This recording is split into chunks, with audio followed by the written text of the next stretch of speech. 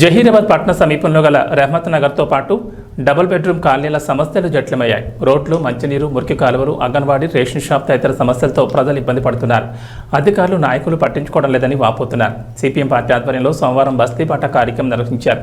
వీధుల్లో పర్యటించిన సిపిఎం బృందానికి అక్కడి ప్రజలు తమ సమస్యలు విన్నవించారు. తీవ్రంగా ఎదుర్కొంటున్న సమస్యలు తెలియజేశారు. కనీస సదుపాయాలు కల్పించాలని ప్రజలు కోరుతున్నారు. సమస్యలు పరిష్కరించకపోతే ఆందోళన చేస్తామని నాయకులు మహిపాల్ స్పష్టం చేశారు.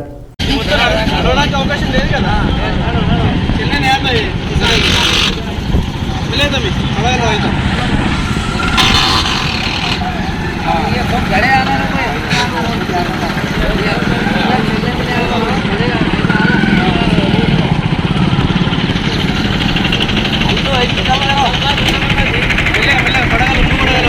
సరే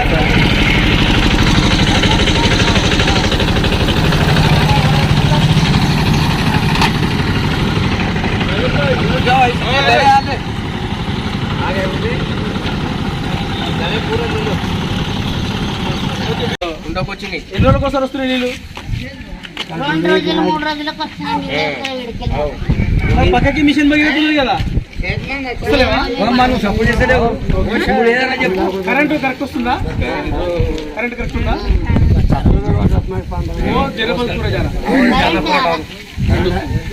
నీళ్ళు రాకుండా నీకేం